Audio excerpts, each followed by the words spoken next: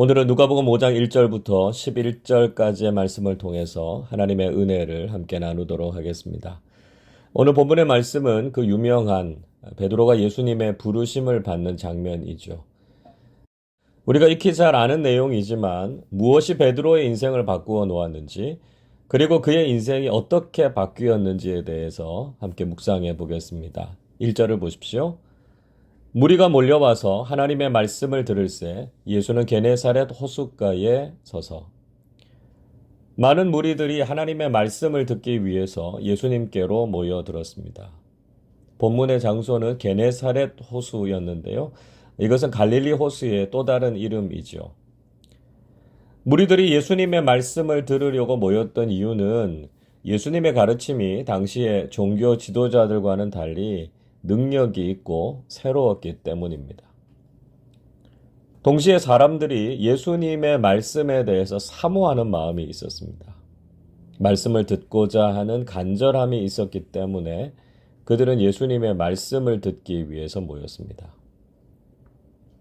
오늘날 우리가 가지고 있는 두 가지의 문제점은 한국교회 강단이 복음의 능력을 잃어가고 있다라고 하는 것이고요.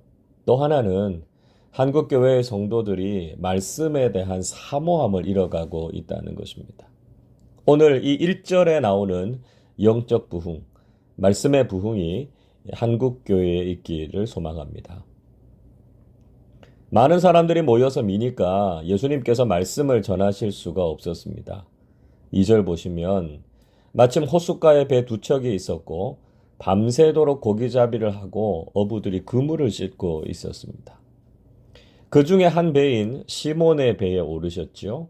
그리고 그곳에서 말씀을 가르치셨습니다. 사실 처음에 시몬은 예수님의 말씀에 집중하지 못했습니다. 왜냐하면 그 밤에 베드로가 고기잡이에서 실패를 맛보았기 때문이었습니다. 갈릴리 호수에서의 고기잡이라면 베드로가 베테랑인데 그 밤에는 한 마리도 잡지 못했기 때문이었습니다. 그래서 왜 고기를 잡지 못했는지, 또 빈손으로 어떻게 집에 가야 될지 베드로의 심경이 무척 복잡했을 것입니다. 그런데 조금씩 베드로의 귀에 예수님의 말씀이 들려오기 시작했습니다. 예수님께서 전하시는 하나님 나라의 복음이 베드로에게 관심을 끌기 시작했습니다. 그리고 지금까지 자신이 살아온 삶에 대해서 되돌아보게 된 것이죠. 고기를 많이 잡는 것이 인생 최고의 가치라고 생각했는데 그보다 더 가치 있는 하나님 나라의 삶, 영생의 삶이 있다는 말이 귀에 들어오기 시작했습니다. 가만히 생각해 보면 나름대로 고기잡이로 꽤 성공한 인생을 살았던 베드로였습니다. 그러나 그런 삶이 자신에게 만족을 주지 못했고 또 지난 밤의 실패는 그에게 더욱 뼈저린 아픔을 가져왔습니다. 고기를 많이 잡아도 고기를 잡지 못해도 만족과 기쁨을 누릴 수 없었는데 예수님께서 전하시는 하나님 나라 복음은 정말 자신의 인생에 놀라운 변화를 가져다 줄 것이라는 기대가 생겼습니다. 그런데 예수님께서 말씀을 마치시고 베드로를 보시고 이렇게 말씀하셨습니다. 4절 보십시오. 말씀을 마치시고 시몬에게 이르시되 깊은 데로 가서 그물을 내려 고기를 잡으라.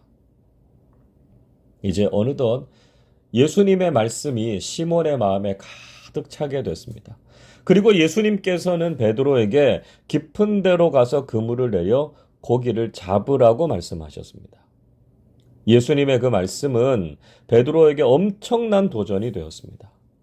정말 예수님께서 가르쳐 주신 하나님 나라의 복음을 따라가면 진정한 행복과 만족이 있을까를 확인할 수 있는 기회였습니다. 그동안 자신의 인생의 성공과 실패가 자신에게 만족을 주지 못했는데 말씀을 따라가는 삶은 다를 것이다 라고 하는 것을 보여주신 것이죠. 예수님의 이 말씀에 대해서 베드로는 어떻게 반응했습니까? 5절 말씀 보십시오. 시몬이 대답하여 이르되 선생님 우리들이 밤이 새도록 수고하였으되 잡은 것이 없지만은 말씀에 의지하여 내가 그물을 내리리이다.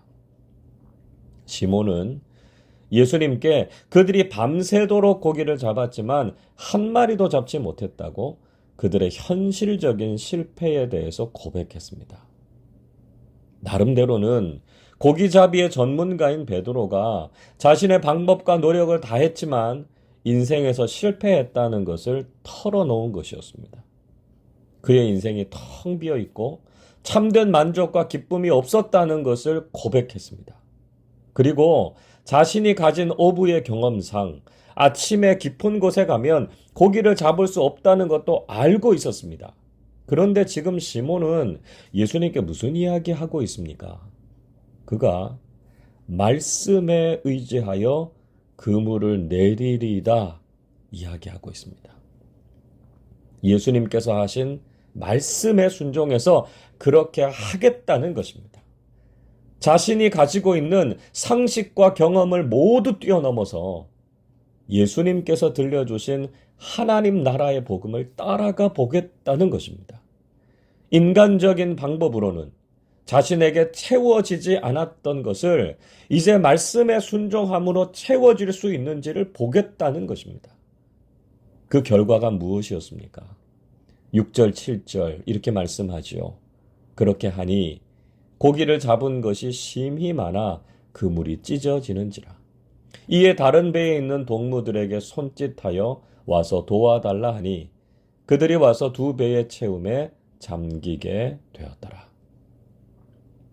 고기를 잡은 것이 너무 많아서 그물이 찢어질 정도였습니다. 자기의 배에 다 싣는 것도 모자라서 다른 배에도 실었는데 두 배가 다 잠길 정도로 많은 고기가 잡혔습니다. 베드로의 상식과 경험을 뛰어넘는 놀라운 일이 일어났습니다. 예수님의 말씀에 순종했더니 놀라운 말씀 사건을 경험하게 된 것이죠. 자신의 생각과 기준으로는 상상할 수도 없는 일이 일어났습니다. 인간적인 방법으로는 결코 채워질 수 없었던 자신의 인생이 예수님의 말씀에 순종함으로 가득 채워지게 된 것을 경험하게 된 것이죠. 여러분, 우리의 인생은 어떻습니까? 지금 우리가 살아가는 인생에는 참된 만족과 기쁨이 있습니까? 우리가 성공했을 때 우리의 삶이 가득 채워지는 만족이 있었습니까? 우리는 오히려 많은 실패 속에서 공허함과 좌절을 맛보지 않았습니까? 인간적이고 세상적인 그 무엇도 우리의 삶을 가득 채울 수 없습니다. 지금 우리에게 필요한 것은 무엇입니까?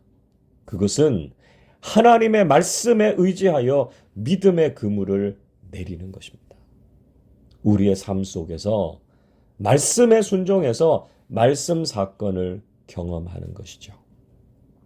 우리가 지금 전교인 통독 수련회를 진행하고 있지요. 또 매일 새벽, 주일, 수요일 하나님의 말씀을 듣고 있습니다. 이제 우리에게 필요한 것은 말씀에 순종해서 믿음의 그물을 내리는 것입니다. 말씀대로 살고 복음을 삶으로 살아내서 말씀 사건을 경험하는 우리 모두가 되실 수 있기를 바랍니다. 베드로는 말씀 사건을 경험하고 두려움과 경외감을 느꼈습니다. 8절 보십시오. 시몬 베드로가 이를 보고 예수의 무릎 아래에 엎드려 이르되 주여 나를 떠나소서 나는 죄인이로소이다 하니. 사람들은 자신이 이해하기 힘든 놀라운 일들을 경험하게 되면 두려움과 놀라움을 느끼게 됩니다. 특히 인간이 하나님을 만나게 되면 자신이 죄인임을 깨닫게 되고요. 죽을 것 같은 두려움을 느끼게 됩니다. 여러분, 믿지 않는 사람들이 왜 교만하고 자기가 죄인이 아니라고 말하는지 아십니까? 그들이 말씀 사건을 경험해 보지 않았기 때문입니다. 하나님을 만난 적이 없기 때문입니다. 누구든지 하나님을 만나게 되고 하나님 앞에 서게 되면 베드로처럼 자신이 죄인이라는 것을 고백하지 않을 수 없게 된다는 것이죠. 이런 베드로를 향해서 예수님께서는 오히려 사명을 주셨습니다. 10절 이렇게 말씀합니다. 세베대의 아들로서 시몬의 동업자인 야고보와 요한도 놀랐음이라. 예수께서 시몬에게 이르시되 무서워하지 말라. 이제 후로는 내가 사람을 취하리라 하시니. 예수님께서는 베드로를 꾸짖으시거나 그의 인생을 책망하지 않으셨습니다. 예수님께서는 그의 인생을 이전과는 전혀 다른 인생으로 만드셨습니다. 베드로의 인생은 고기를 취하는 인생에서 사람을 취하는 인생으로 바뀌었습니다. 과거에 베드로의 인생의 관심은 고기를 얼마나 많이 잡았느냐에 있었습니다. 물고기에 의해서 인생의 희비가 엇갈리는 삶을 살았습니다. 그것도 영원하고 대단한 가치가 아니라 일시적이고 잠깐의 만족과 기쁨을 주는 가치에 불과했습니다. 그러나 이제 베드로의 인생은 물고기를 대하는 인생이 아니라 사람을 살리고 변화시키는 인생이 되었습니다. 생선 비린내에 쩔어서 살아가는 인생이 아니라 사람에게 영향력을 주는 인생으로 바뀌게 된 것이죠. 예수님께서는 우리의 인생도 바꾸기를 원하십니다. 그저 우리가 세상적인 가치에 찌들어서 살기를 원하지 않으십니다. 돈과 권력, 인기와 명예, 우리의 삶을 그저 그런 것으로 채우는 것을 보고 계시지 않으십니다. 예수님께서는 우리의 인생이 고귀하고 영향력 있는 인생이 되게 하셔서 사람을 살리고 변화시키는 사명자가 되게 하시죠. 주님을 만나고 의미 있고 가치 있는 인생으로 변화되어야 합니다. 더 이상 세상적인 수준으로 우리를 낮추지 말고 하나님 나라의 복음과 영생을 위해서 사람들을 사로잡는 사명자의 삶을 사실 수 있기를 바랍니다.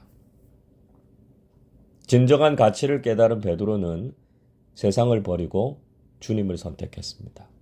11절 보십시오. 그들이 배들을 육지에 대고 모든 것을 버려두고 예수를 따르니라.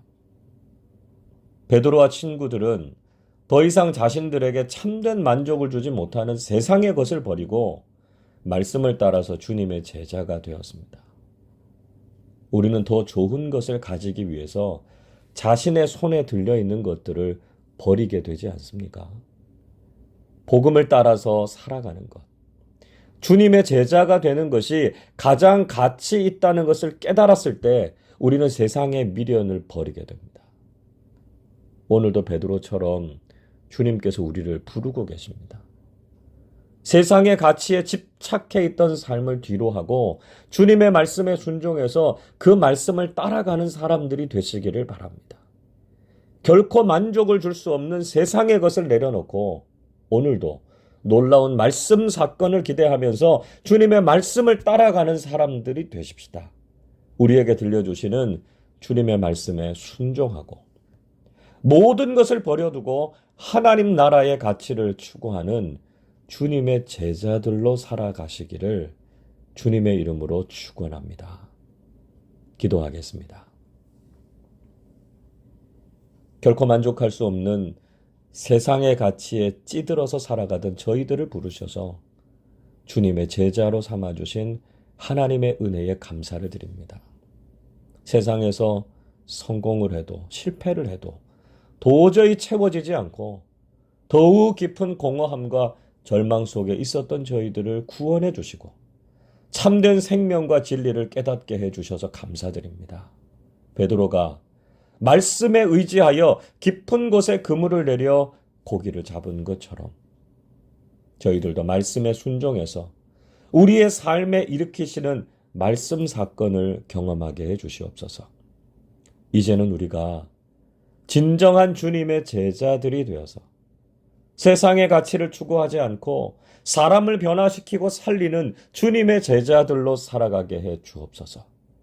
거기에 참된 기쁨과 만족이 있고 영원한 가치와 생명이 있음을 깨닫는 우리 모두 되게 하여 주옵소서. 감사드리며 우리 주님 예수 그리스도의 이름으로 기도하옵나이다. 아멘.